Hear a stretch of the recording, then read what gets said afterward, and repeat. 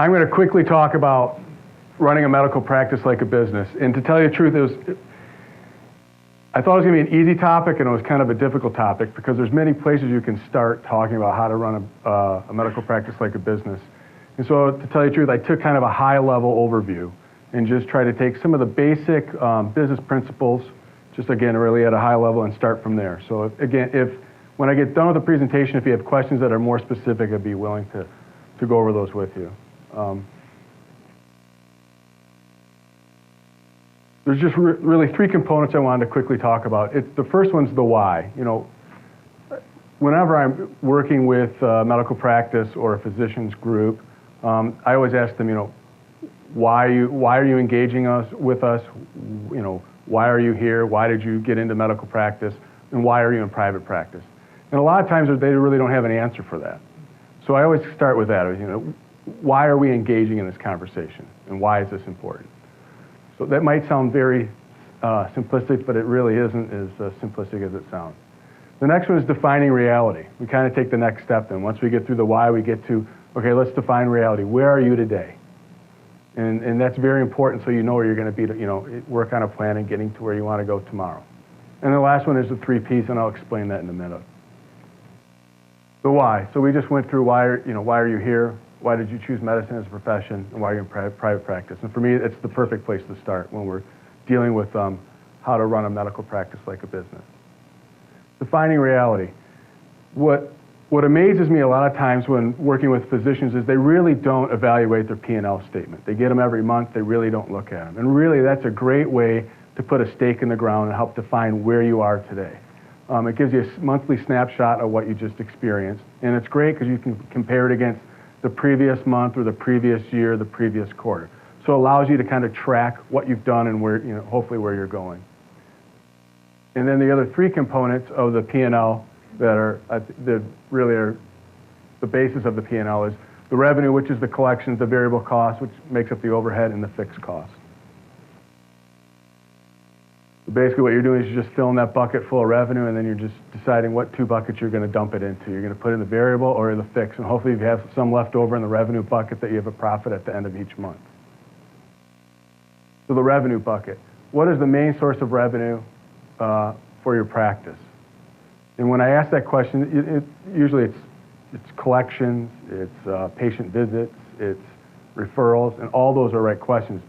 What I try and basically get physicians to think about is how far upstream can we take that revenue?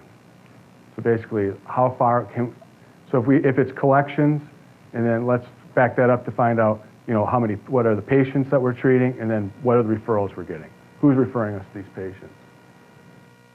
And how does your private practice increase revenue? And the examples would be attract more patients by providing quality care and marketing, retain patients through quality care and customer service, and improve productivity through systems. And the last one, you know, the nice part is productivity. Revenue is, if you're going to create it, the best impact you can provide your practice is to create on that revenue bucket. A lot of folks will just go right to the expense, fixed and variable. But if you want to create the biggest impact possible in your practice, it's to create on productivity, or focus on productivity. And to kind of think it more in a unit versus hourly. A lot of people say, well, I only have so many hours in the day. And you do. But you're not charging by the hour. You're not collecting by the hour. You're collecting by the patient. So it's just how many patients can you move through your practice, increasing accessibility without jeopardizing patient care. So the variable bucket, what's in this bucket? You need to ask yourself, what makes up the largest portion of this bucket? And then what in this bucket provides value? And typically the largest variable cost in each variable bucket would be your staff. And you really need to evaluate what staff is providing you the best value.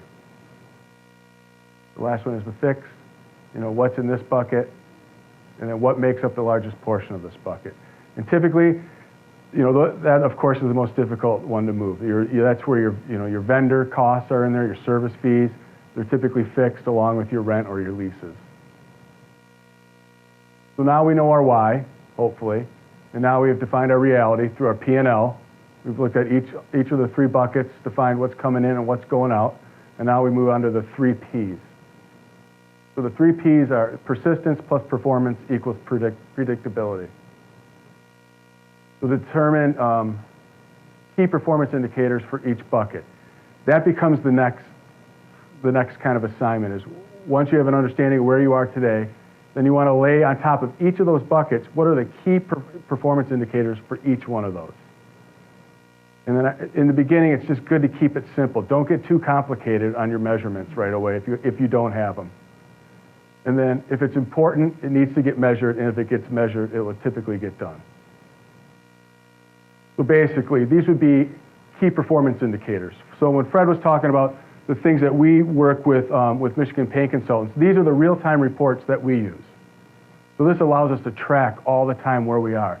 So we look at charges per patient, collections per patient, number of patients per day per month, number of new patients per day per month, patients to referrals, payer mix to provider. And again, we started small, 15, 20 years ago, and we've just kept adding to this and adding to this and adding to this. So this allows us to just react more nimbly than we did before by waiting 6 months to find out what happened. In our variable bucket, we're looking at staff ratios per provider. We're looking at staff costs per patient, overtime costs per day per month, and then clinical supply costs. And then on a fixed, it's square foot per staff, and then fixed cost per provider. And people ask, well, what's a square foot per staff? Why is that important? For us, if you can pull staff that's sitting at a desk where you're paying $37.50 per square foot, and you could put them in a centralized place where you might be centralized service or centralized business providing the same service that you're charging, $11.50 a square foot, you're saving quite a bit of money. So your office, you can create more billable space.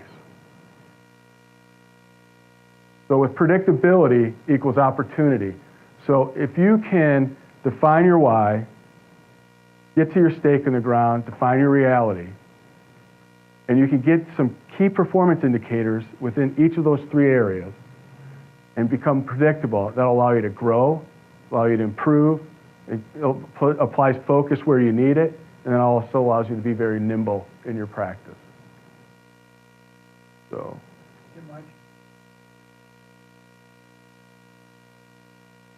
Sure. We work with a neurosurgeon. Fred just asked me to give an example of one of the physician groups that we work with. We work with a neurosurgeon out of Ohio, and he came to us because his variable costs were kind of out of control. And so we've been working in his practice for about 1.5 years. Well, when we went down there, he had about 4, 5 staff people. He just didn't have time to manage them. So he really didn't know what they were doing.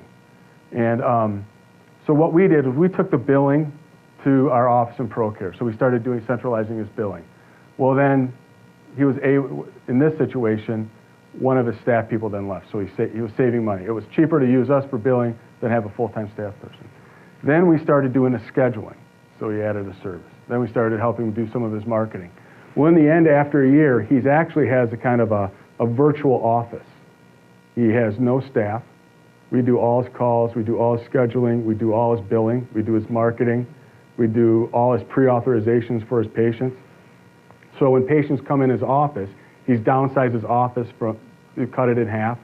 So when patients come into his office, they go with a kiosk, they just say that they're there, and then he comes back, he gets them, brings them back to the office, and he does his office visits. So he has virtually eliminated almost all of his overhead except for a few of his other vendor relations, for instance, like phone and stuff like that, and then his lease costs. But he just cut back his lease by 50%. So what he's doing is he's just nimble, and he has the ability to grow. And his idea is then to get other neurosurgeons from other areas within Ohio or other states to do the same thing. So. How much has it saved his? Oh, it saved his practice hundreds of thousands of dollars. Yeah, because, again, what our outsourcing fees are probably 1/10 of what he was paying, yeah. So I apologize if this was very simplistic, but, these 3 things are so important before you can get into strategy and business plan and marketing plans and action plans and really evaluate your revenue cycle, management, and your customer service and your goals and real-time reporting and management, et cetera, et cetera. I mean, you just want to make sure you got that stake in the ground and you know why you're doing what you're doing.